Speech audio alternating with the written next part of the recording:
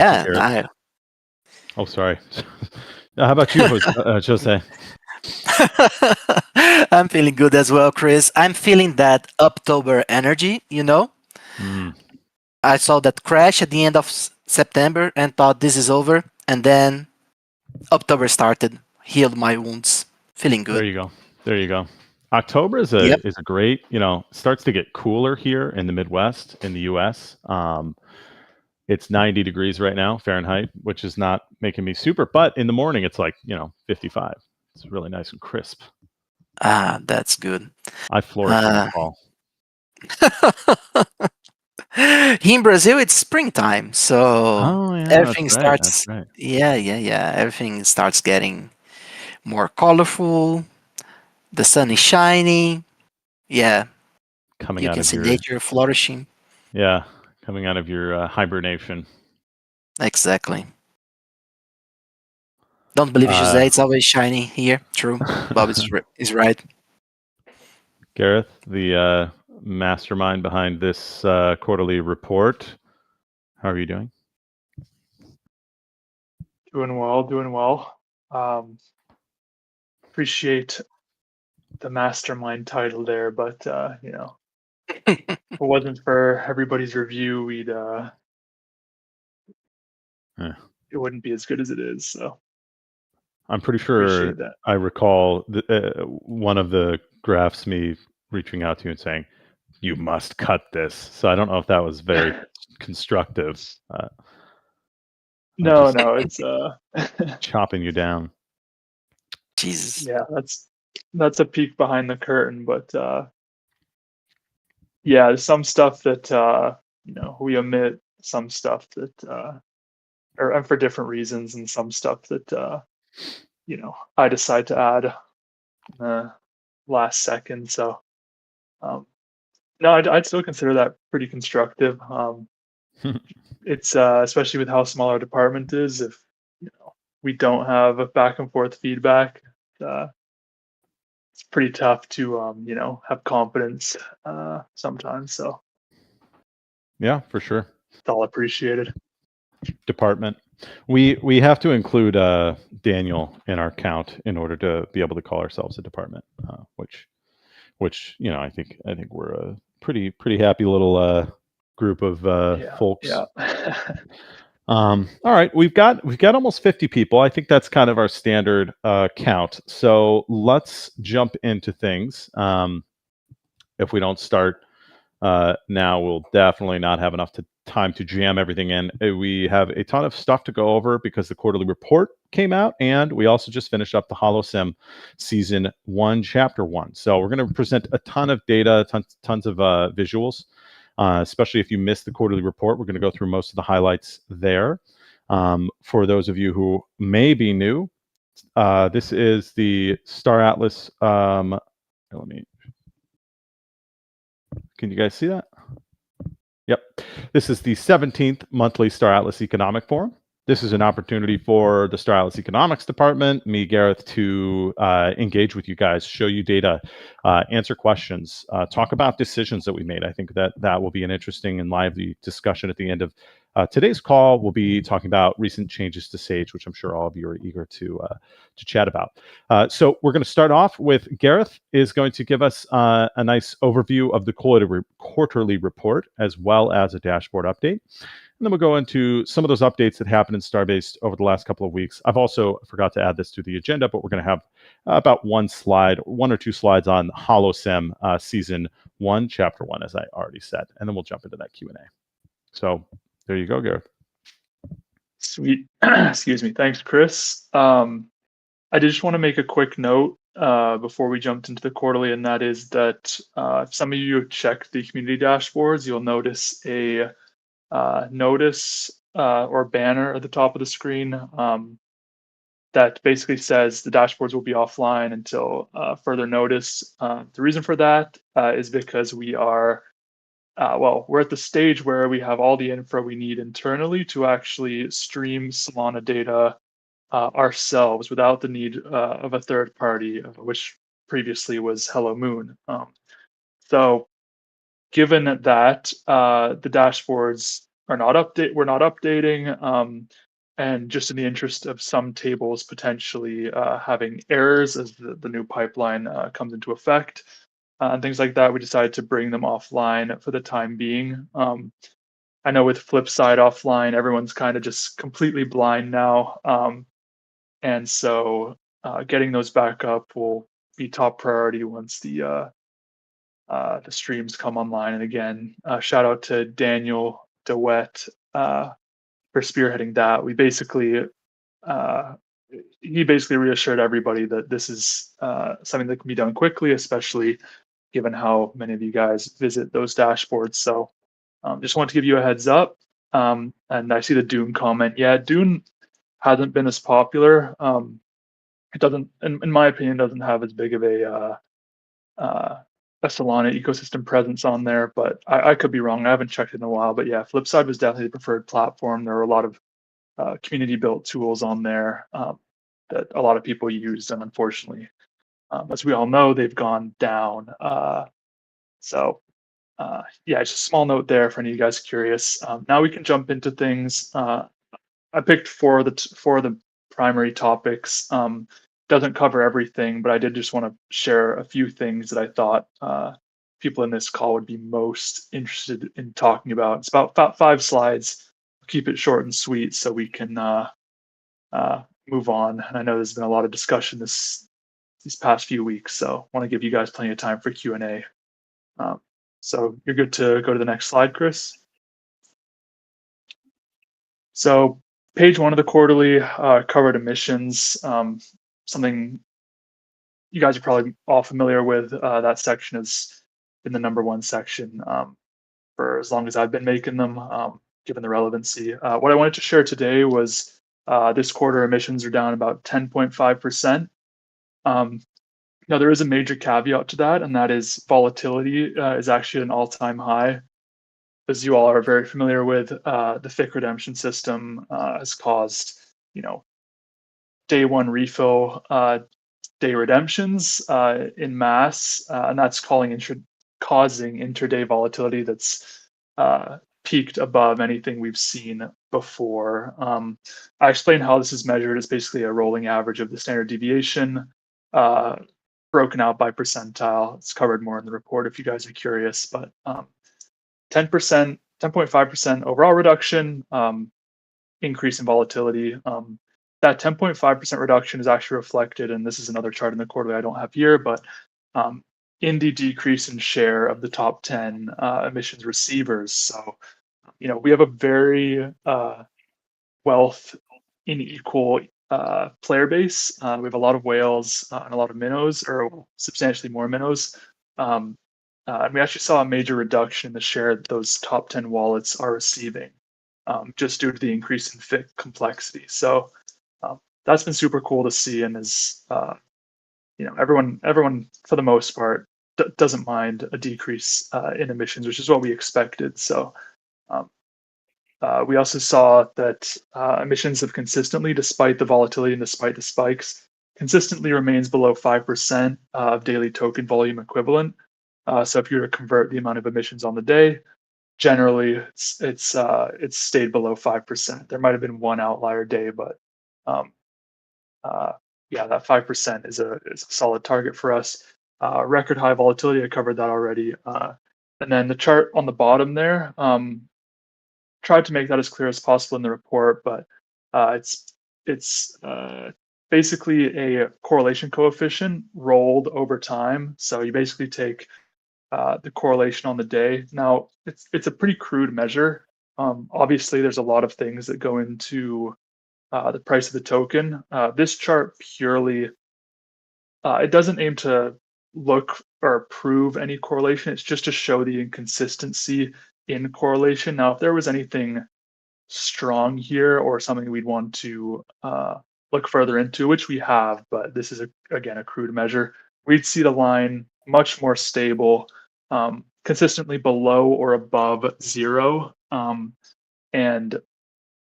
Yeah, so this is a very reader-friendly way of just showing you guys that emissions doesn't have a direct visible trend that would suggest that they directly contribute to token price. Now, again, there are models that we've developed internally that get close, and emissions is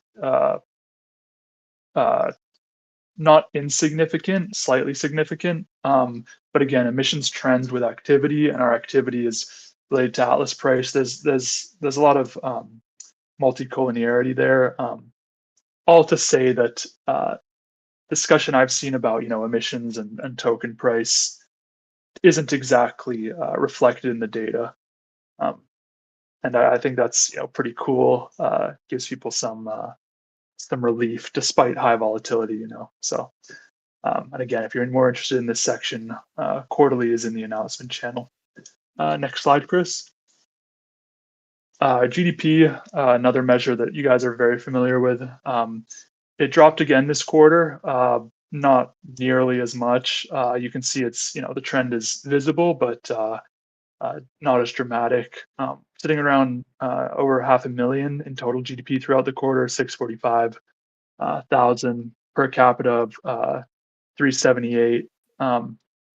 Oni won out as the number one, 230,000 GDP.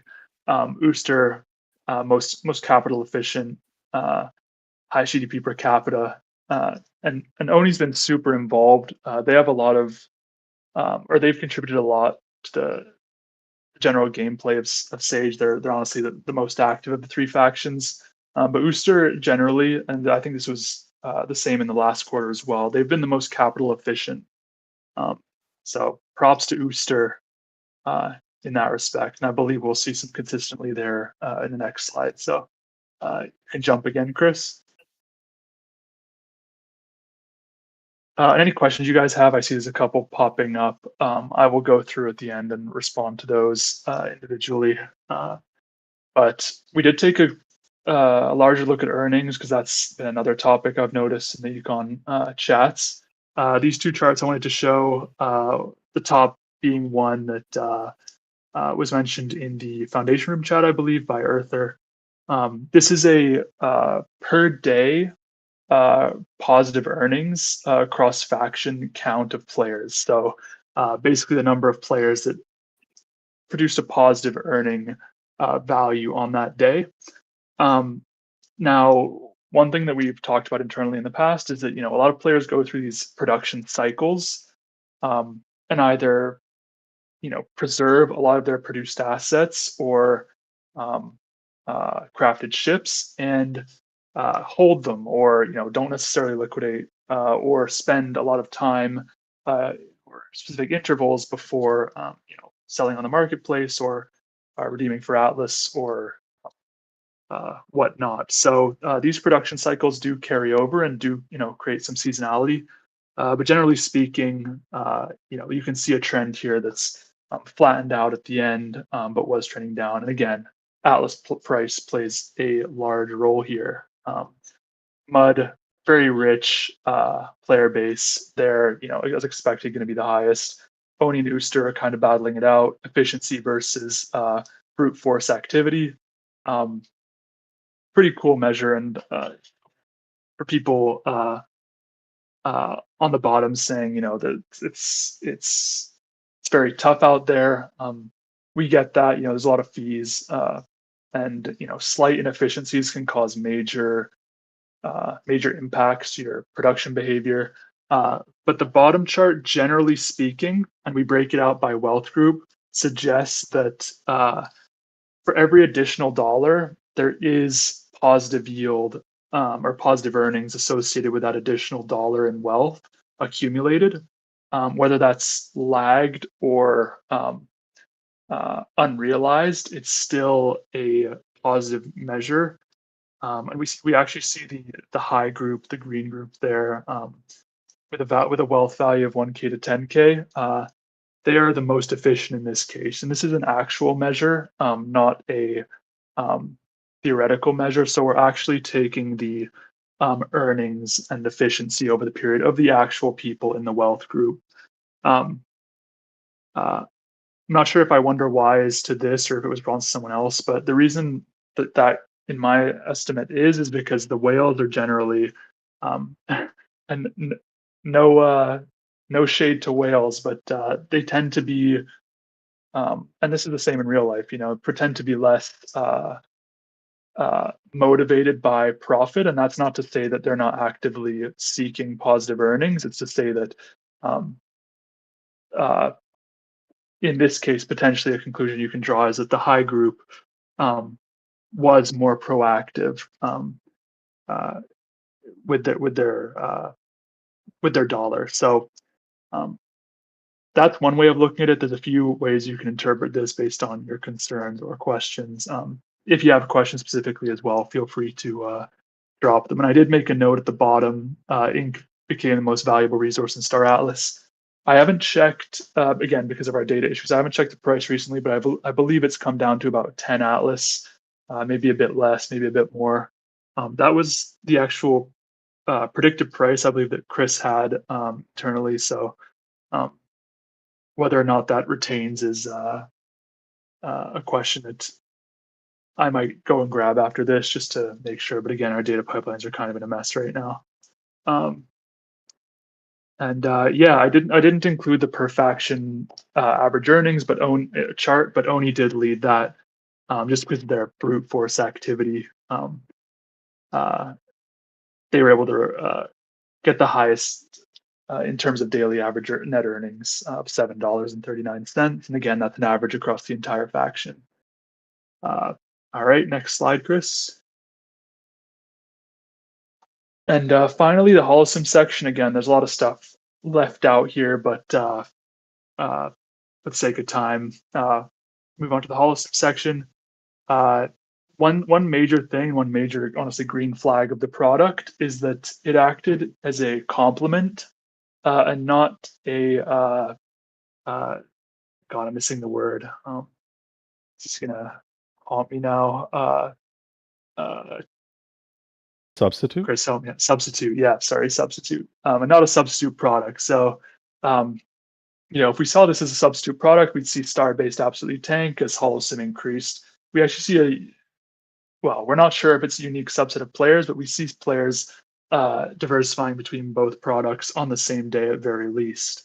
Currently, there's no way to bridge the ID of a player in Holosim with the idea of a player in Starbase, at least how our current data structure is set up. Again, current infrastructure will very much help with that. But as of right now, that complement substitute sort of framework for identifying how the product's performing and if it's new players, it's kind of our window into answering that question. The charts I added here are the basically quest efficiency, and I know a lot of you guys are playing Holosim as well, so this might be interesting to you guys, but freighting, the career path of freighting was actually the most valuable quest per time invested. And this is Z-Atlas return. So about 6 Z-Atlas per minute across freighting quests. And this is actual time that you guys have taken to complete the quests. Combat taking you the most amount of time as expected, and in turn, getting less Z-Atlas for your per minute in that respect. In a lot of cases, it's because it's more difficult. But yeah, for those of you guys looking to hyper optimize that maybe haven't done certain freighting quests, this could be your competitive advantage if you're in the Yukon call or read the paper. So kind of cool insight there. Fleet versus fleet attacker win rate remained around just under 12%.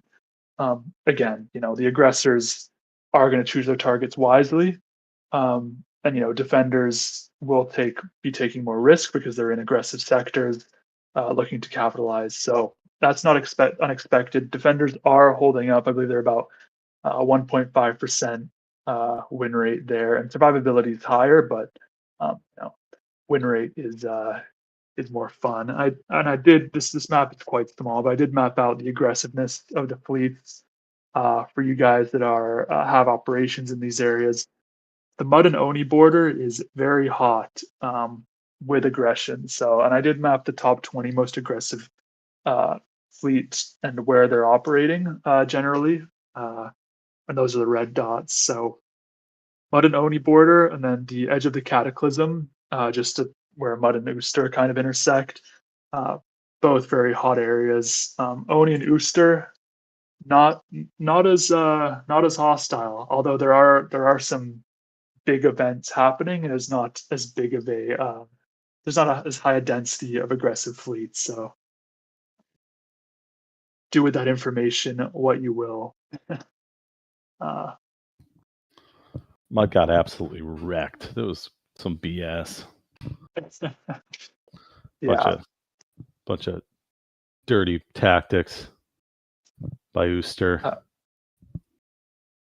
Yeah, and we like to keep the quarterly pretty reader friendly and pretty new reader friendly. There's a lot more content in there. If you guys have any Holosim specific questions that isn't related to quarterly, that's pertains to some of the data, feel free to drop those questions as well, because we have insights that didn't make it to the quarterly for specific reasons, and things like that. So there may be answers to things that aren't necessarily covered here. So again, if you want to see the full quarterly, go check out the announcement channel. It was posted yesterday, I believe. And yeah, thanks for sitting through my app session.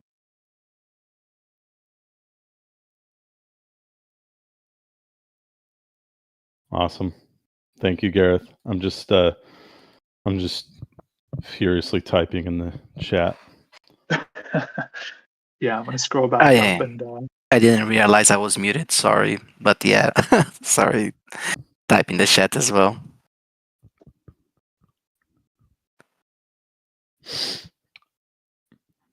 A lot of sass in the group chat today, or in the amphitheater chat. I'm just gonna throw it out there. So yeah, thank you, Gareth. The quarterly was just, it feels like every quarter we have like kind of a new release or something that we're reporting on, new data. So it's funny, I remember like 12 months ago or so, we were kind of trying to figure out if there was a way we could automate the quarterly, we'll just run this script and it'll update everything. But with the amount of new data sets that we get each quarter, there's just no way we could do that. There's new analyses that need to be done, new products that need to be looked at. So yeah, great job, and some cool visuals to boot. Yeah, thanks. We have a lot. We've theorized a bunch about where the quarterly could go. EVE Online has the one that they basically just rerun. We'll eventually we'll take, once we're at a point where all the data, we're basically collecting data internally henceforth, and C4 is released and there's a lot more complexity. Maybe the quarterly report becomes a lot longer, or there's we needed data sets that update in tandem with the quarterly that's digestible through an API or CSV download, and a lot of additional things that we want to make available. I know an API has been a hot topic. Again, can't speak much on that, but it has been noted, and it is. Yeah, I'll be steady, but we've heard you. So yeah, a lot of cool things we want to do, but yeah, I appreciate you guys that are still engaged and honestly showing up to the forum as well. One of our favorite times. Yeah, again, I'll quit my app and then we can move on to Holosim stuff. Yeah, just to address a couple of comments, the ink airdropped number, as Earther has pointed out, that's actually that's the amount of XP that's been dropped, but it's distinct from, so there's a little typo there. That I believe that should be divided by 100 to get you the actual ink dropped. But oh, did I not add the footnote? Okay, it's possible, and we can double check that. But no, I mean, according to my numbers, that would be way more ink than we have dropped so far. Oh yeah, good catch. I will actually, what we can actually do now is re-upload the PDF. So I'll actually go in and fix that. Good call. Again, we have two people that read through this, so a good catch there. Yeah, the magnitude is a bit high. So Yeah.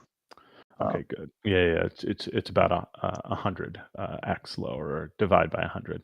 yeah. There's a question also from Numer Uno W about Holosim rewards, I believe. Let me go back up and make sure that that's the we are working on. Is that the concern there, Jose? Is the Holosim rewards? Yeah, I already replied to him that we are still working on the snapshot. We are clearing the leaderboards, right?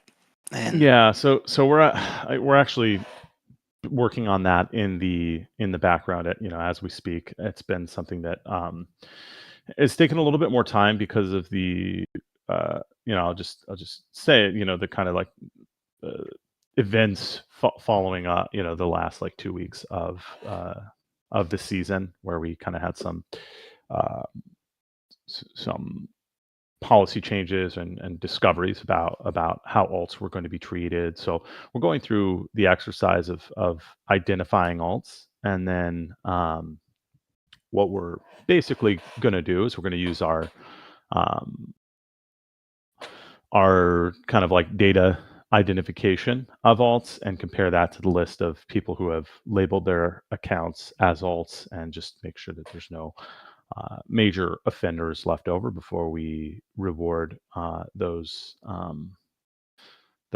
accounts with the drop. So we have, I mean, if we weren't doing this alt analysis, we would have probably posted those rewards by now anyway. So apologies for that. We're still working through the data. It's an ongoing process. We're also working through bugs in terms of performance. There's been a lot of really solid. I'll switch to the next slide because there's a ton of data on it. You can kind of read through this as I talk about progress on Holosim. There's been a lot of progress in terms of the performance. Performance of the game client has been troublesome, to put it lightly, this season. And you can see here the number of players that we had in Holosim was basically higher than maybe any numbers we've ever seen in our Sage product suite. So like if you go back to like our initial launch of Sage, I want to say those DAUs were in the like 1,500 range. You can see we were sitting just in that range for daily active users in Holosim.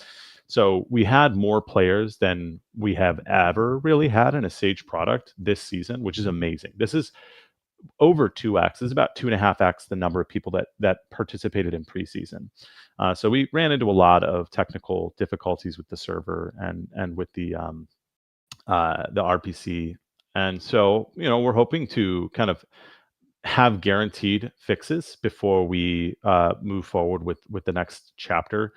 So that's, we've got a lot of different stuff that we're working on in the background on Holosim, and a very, very small team, a team of literally less than 10 people. So, try to be patient, totally understand the desire to get those rewards in, as ASAP. But, it was, all things considered, relatively successful, especially from like a kind of product standpoint. It's by far the most successful product in terms of a daily active user and even conversion rate that we've seen in quite a while. So we're happy with the season. It was informative, to say the very least. And yeah, we're working through all those different things, technical difficulties, and then as well as the leaderboard, getting those rewards distributed. I did want to give just a season 1, chapter 1 recap here. For Holosim, we launched our battle pass, we call it, or the Holosim pass, for the first time this season. And this was kind of our it was really, I mean, obviously it provided you with benefits for playing the game and in terms of your login rewards. But what we wanted to do was just explore, what does monetization look like in this product? Because if we're going to be focusing energy and time into this product, it has to have some monetizable aspect to it. So that was the purpose behind the battle pass. we charge basically, $10 for this battle pass, and we even debated on, putting almost, instead of a battle pass, just having no benefit and just literally adding a donate button, but we didn't really like the optics of that. So we opted for this battle pass, which introduced a lot of opportunities for us to learn about, here's what our conversion looks like. Here's what the technical components are to introducing a battle pass.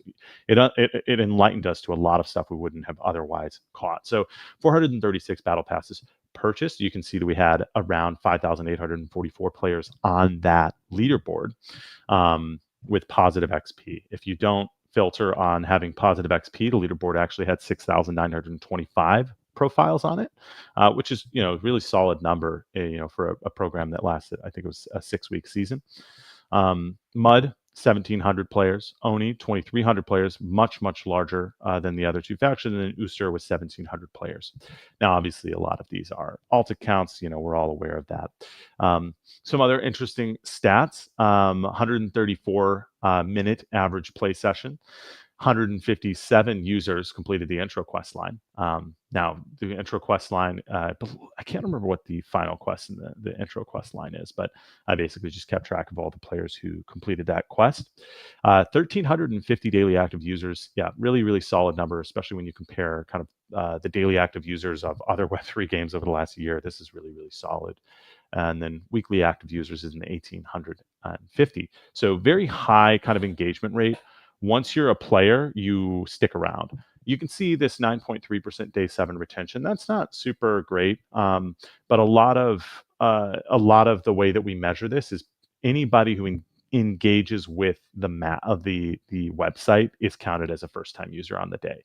So you can see there's 140 daily first-time users. That's actually a lot when you consider that the total daily active users is 1,350. That's like a 10% daily, first-time user rate, which is abnormally high. It's probably something to do with a technical, limitation. That is what is making these people show up as first-time users. So that retention metric, a little bit biased. I'm not 100% confident in that, but in terms of the profiles that interacted with the web with the product. 7 days later, we had an average retention rate of 9.3%. Now, that's an exact retention rate. So it means that exactly 9.3% of people showed up exactly 7 days later. So if you showed up 8 days later, you don't show up in that metric. So that's kind of I would say that's the minimum possible day 7 retention rate. It's probably higher than that. And when we look at what we call our golden cohort, the people in the first 2 days, those retention rates were much higher. Those day 7 retention rates were like 25, 30%. And then some combat stats, 21,318 kills and 110,000 combat encounters or combat transactions. So, quite a lot of death and chaos and mayhem. Some of those were performed by,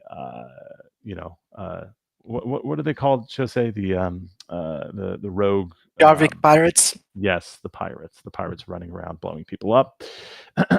All sorts of fun stuff. But yeah, data dump for you there. Happy to answer questions. I know there's a lot of activity going on in the channel, so let me just take a gander there.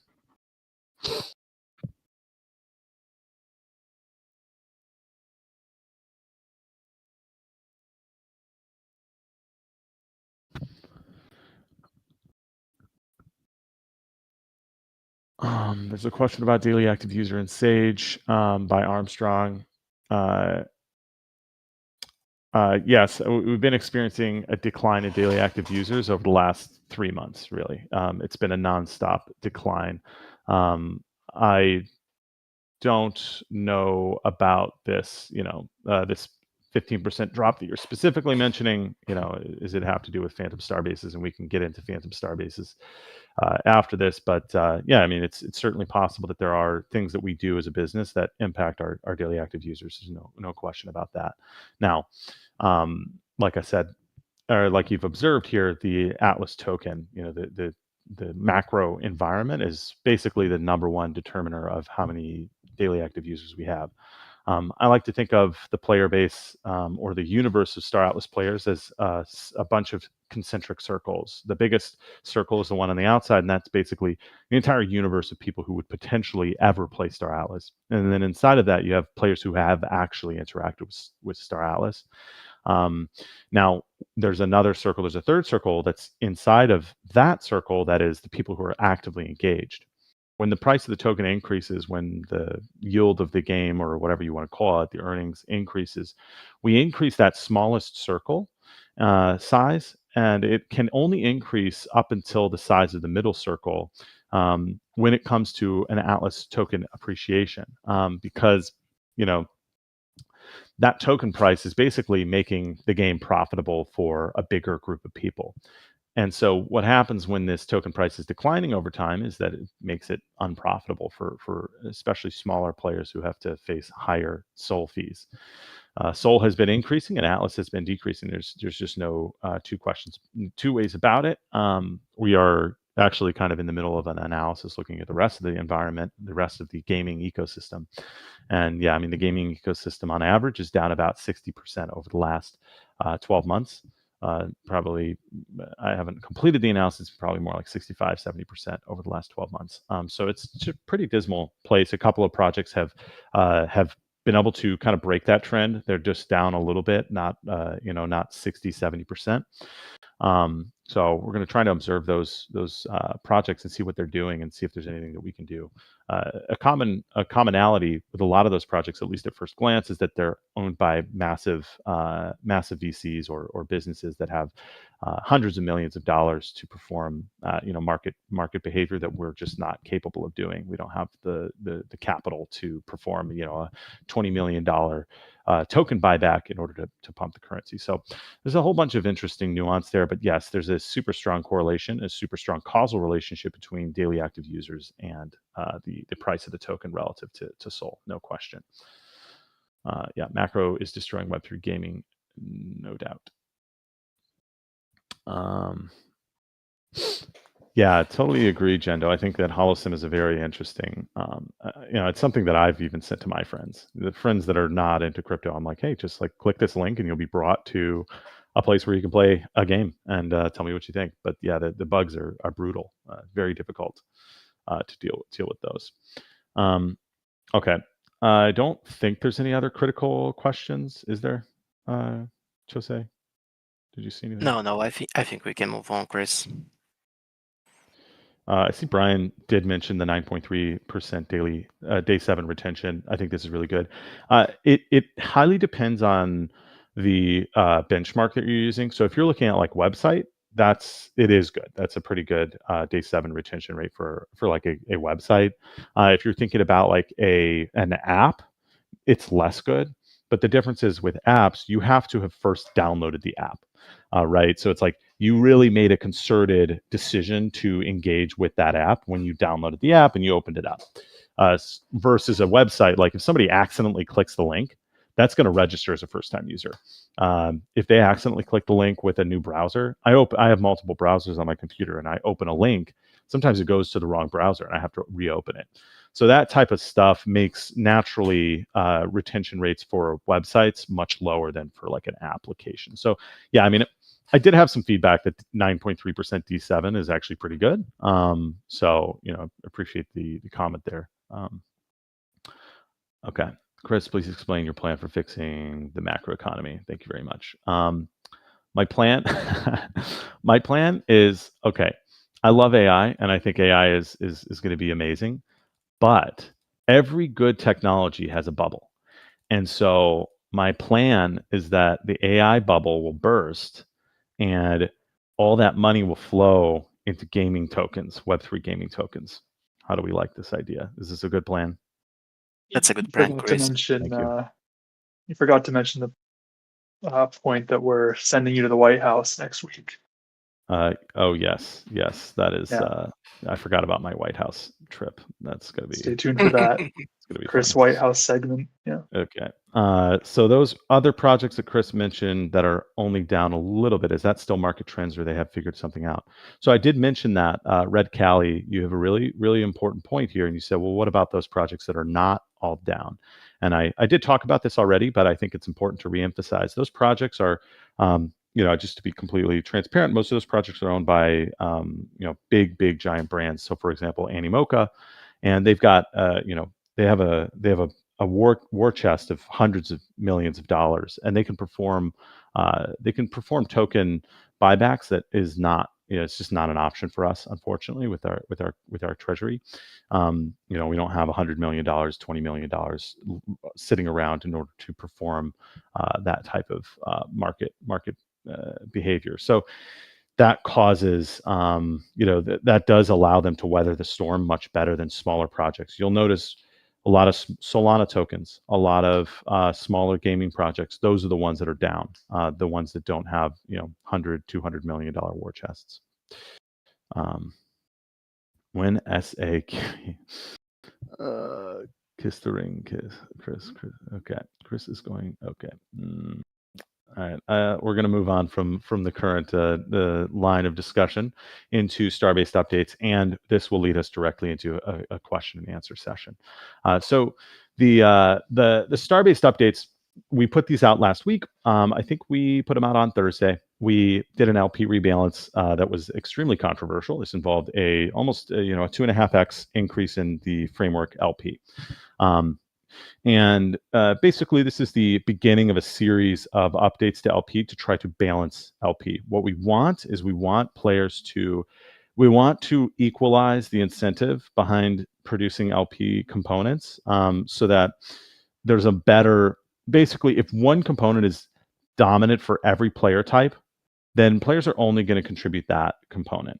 And so what we're trying to do is balance the LP components so that each one is going to be, each one is kind of not only equally interesting to players, across the spectrum, but for specifically, hey, maybe somebody who has a smaller portfolio is better off focusing on frameworks, and someone with a more sophisticated portfolio is better off focusing on radiation absorbers, and somebody with a scanning fleet is better off with SDUs. So that's the goal that we're trying to get to. We're trying to get to a place where everybody kind of has an opportunity and no specific component is super dominant. What we found before was that power sources were incredible. I mean, it was like almost the only thing that people were contributing. So we're putting out another update today, actually. Not 100% sure when it will go out. And it's going to do the following changes. You guys can review that. Obviously, Framework's going to receive a big pullback. Electronics also receiving a big pullback, not quite as large as Frameworks. And then SUs seeing a small pullback. Everything else is relatively mild within it, 2% percentage points or 2% change. I did want to mention also the Mamba X refill and then the 5% crafting fee. We pulled the 5% crafting fee back because we wanted to kind of incentivize. We wanted to relieve pressure. The crafting fee is one of those few levers that we do have in terms of attracting players to the game. Obviously, token emissions is the other big one. As you all know, token emissions are running quite hot. I would love to pull down token emissions. I'm telling you guys actively that I would love to pull down token emissions. I don't know how feasible that is for many different reasons. I don't know how feasible that is in the next couple of weeks or months. But it will certainly be shaken up when C4 releases. So yeah, that 5% crafting fee, it may seem kind of trivial, but by the time you finish crafting, for example, a radiation absorber or a field stabilizer, it ends up adding up over multiple iterations of crafting. So you go from a 7% fee, 7% fee, 7% fee to 5%, 5%, 5%. Those are some of the other updates.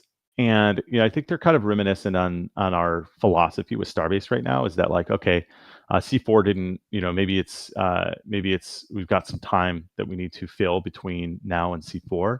What can we do to make the game engaging? Because like I said, or like we've been talking about, the daily active user numbers just keep kind of trickling down. And so one of those ideas was, well, let's make more engaging gameplay loops. Let's add in ship crafting recipes. Let's rebalance the LP loop so that it's kind of more enjoyable for everybody. It doesn't necessarily just dominate one specific playstyle, and let's bring down fees of playing the game. Players are already facing rent on Solana. They're already facing SOL fees for transactions. Let's pull down those crafting fees to try and make the game a little bit, a little bit more friendly to those smaller players. Yeah, the ship crafting is insanely. It's a massive increase from the previous recipe, and this is for a number of reasons. One of them is that every time we update the refill, the new recipe is bigger, and that's just because of the way that price dynamics work and the way that we calculate the recipe. For this update in particular, we decided to go with a VWAP or origination price recipe. Previously, we had used market price plus a premium, and we decided that we wanted to get to a place that we felt was more sustainable by introducing a fully priced Mamba X recipe. Now, I think now is a pretty good time to get into kind of future updates to Starbase. Like, what are things that we are interested in doing?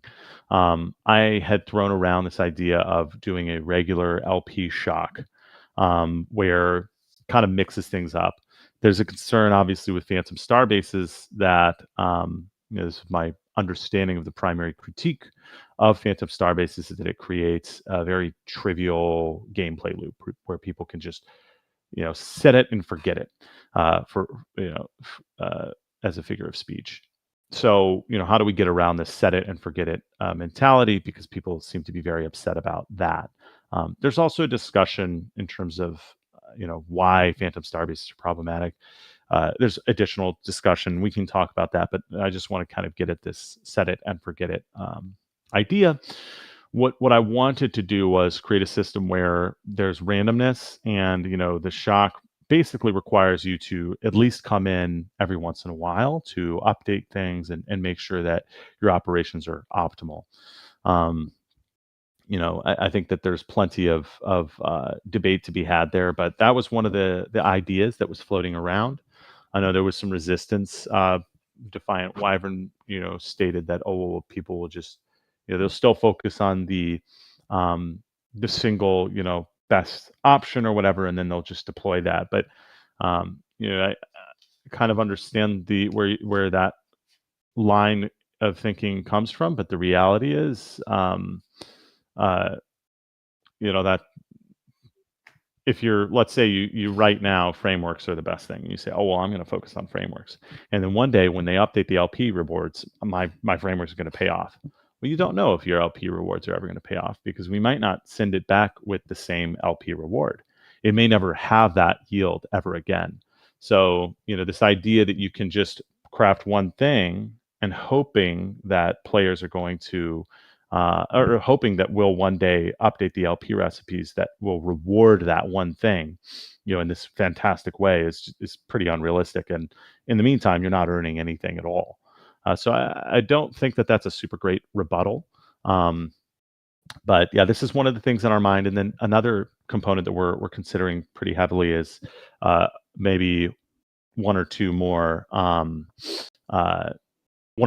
ship crafting recipes, and these would be new ships. I really like the idea of this. We're still trying to get traction within the organization to see how feasible something like that would be. I think this was there was a plan by Defiant Wyvern that was pretty well received, and it was kind of, hey, we'll add in ship crafting. I think it involved shutting down Fix or easing off of Fix and so on and so forth. And I did like that idea. I mean, that's well aligned with our internal kind of plan. But all these things require an analysis in terms of how much it's going to cost the team, because there's a trade-off, right? Okay, let's go back into the comment section to look for questions. Is diminishing returns not feasible at the moment? SDU Pimp. So I like the idea of diminishing returns. It caught pretty heavy scrutiny internally, so we will not be doing it. Sorry, that's about as much as I can say on the topic. But yeah, I thought it was a very interesting proposal. Chris is focusing on Starbase inhibiting C4 production. I just wonder because C4 economic values are so much more complex. Starbase is good, and with today's patch, even though the SU is a bit low, I appreciate this this point of feedback, Bodhi. Actually, I think this is really valuable to us because I think that's one of our main concerns when we see these declining DAU numbers. Obviously, a lot of it is out of our control. The lower Atlas goes relative to Sol, or the higher Sol goes, relative to Atlas, the lower our player numbers go. But we have to, I'm up at night just thinking about different ways that we can improve this game, and are there things that we could do to make the economy better. And so, the idea of sitting on my hands is obviously doesn't feel good. So hearing you say like, hey, well, why don't you just, with this new update, everything's okay. Just sit on it, and we'll make it to C4. That's valuable because it reinforces this, because that is another internal conversation. It's like, okay, well, should we just wait? I don't think none of the updates that we're doing, none of the changes that we're doing are inhibiting C4. No. But, for example, let's say we said, hey, we want to activate a combat zone in Starbase. That'll be very boring, but it's one sector in the map where you can go and you can blow each other up, or a couple sectors. That's the type of update that may sound really cool, but it's going to involve more work, and it's going to be harder to implement, and it could potentially pull away from C4. So, yeah, definitely number one criteria for any update is it going to pull away from C4? And if so, we can't do it. Let's see. Chris, when are you planning your economic pass on C4? Once everything's finalized, I've spent quite a bit of time over the last 6 months in analysis. We've got all of our like data, all of our pipelines in place to analyze the C4 economy, but those numbers are constantly changing. The domain of resources and recipes and items and all that stuff is constantly changing, throughout the development process. So we've already done our kind of preliminary pass on C4, but we'll definitely do another one, hopefully soon here. When I'm looking at that economic viability of C4, I'm looking at the current emission rates of ships. I'm looking at the current yield of ships, current yield of crew, current price of ships, current price of crew, current price of all the assets in our marketplace. I'm trying to make sure that those things remain stable over time, right? I don't want those to receive a massive shock. So that's kind of my number one KPI, is looking at price levels and making sure that those are maintained as we transition to C4. C4 is obviously a paradigm changing, so it's going to be a challenge. It's going to be a little more complex than the R4 transition, for example. Is there a chance team makes PB Phantom bases upgradable instead of meta with Infinity Best? That's not going to be. I mean, we certainly cannot update the Phantom Star bases as they are. There's nothing. Those are done. Those are on-chain assets that have a state that is on. We can't edit those. We can't just like change the recipes, unfortunately. We could release additional Phantom Star bases with different recipes. The way that it works is once a recipe is begun, it cannot be undone. And so the way that Starbases work is that Starbase upgrading is a big, massive recipe. It's literally a giant crafting recipe. And so once the level 1 Starbase recipe begins, it cannot be undone. So what we could do is, with the Phantom Starbases begun already, we could release a new recipe, a new crafting recipe,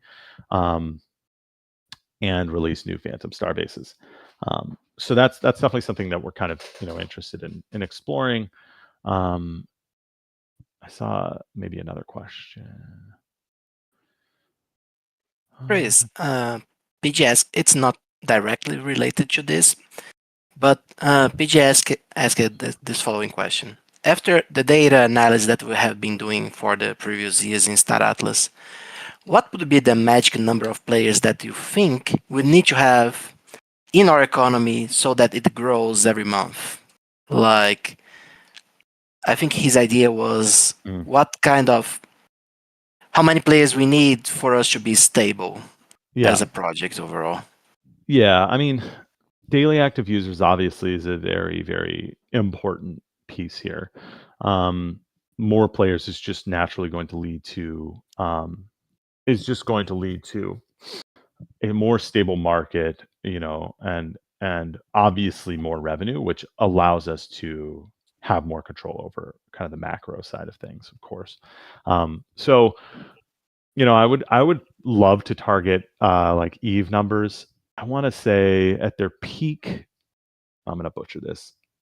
I want to say at their peak they had like 50,000 daily active users. It could be like 1.5 million though. I could be completely off. But I think 10,000 plus DAU is definitely where I'd like to be. 50,000 creates a much more robust kind of interesting market. But yeah, I mean, the number of users required to generate stable revenue via secondary market, because that's one of the main main revenue sources for the business in the long run is secondary fee revenue from the Galactic Marketplace fee. I think with about 10,000, let's say the average fee generated, and we haven't done this calculation in quite a long time, but the daily average fee revenue from marketplace activity per player is, let's say it's $2. I think the last time I checked it was $5, but that was like 6 months ago, and marketplace activity has shrunk since then. But let's say it's $2. With 50,000 daily active users, that's $100,000 of revenue per day. Times 365 is $36.5 million a year, and that's like that's a pretty hefty chunk of change for a video gaming studio to be making, and that's purely from Sage, and that's with 50,000 daily active users. Do we have any idea what Eve Frontiers DAU is? It's probably not anywhere near as much as their main game. I don't know if they've published that number. I'm a part of their Discord. I should probably go take a look, but not sure. I would guess around what we have, to be honest. Entropia Universe achieved 400 million GDP. Yeah, and that $2 volume per user, or I should say fee volume per user is a rough estimate, right? The more active the marketplace is, that could go up to $5 per user. You're talking about $5 per user and 100,000 daily active users. All of a sudden, you go from 36 million to 100 million or something like that. So yeah, better question, Earther, how do we get to 2,000 DAU? Yeah, I think that's actually a really good question. I think that obviously more favorable market conditions would help for sure. But I think it really just has to do with, Drum Carlos just said it. I think that it really just has to do with getting C4 out. That's the kind of reality that we're facing. We just need more engaging gameplay mechanics. Obviously, stability is very important, but as C4 comes out, we're going to see much more engaging gameplay loops and mechanics that are going to be attractive to a much broader audience. And they're going to have more opportunities for kind of arbitrage and profitability for smart people. And I think the win question is a great final question to not answer and end the conversation. Chris, Drum Carlos asked here a question. I think it's more of a Michael Wagner's question, but you can feel free to chime in or just redirect it to Michael. Drum Carlos is asking, my concern is Star Atlas income streams. What are the principal streams of income outside ship sales and crafting fees? And are you guys confident on sustainability if a bear market hits next year? Going over the DAO income monthly was surprisingly positive, but I got a feeling the DAO was getting a higher income than the team. 100% uninformed opinion on this. I don't think that's the case, but if you want to comment anything. Yeah, I mean the DAO is it is sitting on like a decent chunk of cash, all things considered. But yeah, I probably won't say too much on this topic. It is obviously I have something to do with kind of revenue streams and strategy and stuff like that. But I don't think I'm super comfortable talking about that right now. Yeah, that's above our pay grade for sure. Mm-hmm. Well, what was the DAU for Holosim at its peak? There was 5K players ish. Don't remember if daily. So Holosim daily active users averaged 350 throughout the whole period. Obviously, the peak of like 4,000. That's just day one. If we kind of ignore the first 3 observations, I think the peak was around 1,500 total. But yeah, I mean, we really held up solidly. You can see we started to decline here at the end. This was partially because people were hitting the end of this was a couple of things. One of them was obviously stability. Another one was people ending the campaign. They finished the campaign. And then another one was kind of eliminating alt activity. Right around here, we introduced a marketplace minimum bid that kind of eliminated a lot of wash trading that was happening. 1350, not 350. 1350, not 3. How do we keep people from leaving as we wait for C4? Yeah, it's a good question, Arthur. Like, in order to save myself some brain power and just kind of speak from the heart here, I think that it's me and the team being in the community and keeping these monthly economic forums going and keeping the engagement going and doing whatever we can to let everyone know that we are still, we're still actively interested in keeping Sage strong and keeping it sustainable, and then obviously releasing C4 and working towards these things and being transparent and being honest. Those are the things that we can do. So I know you guys have probably noticed I'm a little more active on the Discord than I have been, and I think as long as people stay respectful, I think I can maintain that. It's kind of there's a mental component to all of this, trying to maintain composure, trying to maintain mental acuity while this stuff is going on is paramount. And as we all have seen, it's kind of difficult to maintain that if you're engaged in let's say negative negativity on the internet or whatever. But yeah, no, I think we just gotta keep pushing through. That is the answer, and we're here to support you guys. So yeah, thank you guys for coming, and yeah, it was hopefully informative, and thank you for your questions, and yeah, we'll see you next month.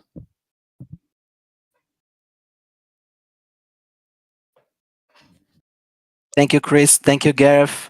It was a pleasure to be here with you guys. Thank you, community, for showing up, asking the questions. And they'll keep grinding, guys. Don't worry. We are used to it. I think we are one of the most, if not the most resilient teams in Web3. So don't worry. We'll keep grinding until we succeed. There is no alternative here. So see you guys. And tomorrow we'll have the Galia Gaming Night. So join us. It's going to be a lot of fun. You guys will be playing with Santi and I, dying to us the flow that you guys are already used to. So yeah, have a good day, and you'll see each other tomorrow. Bye bye, everyone. Thanks, guys. See ya. Bye, guys.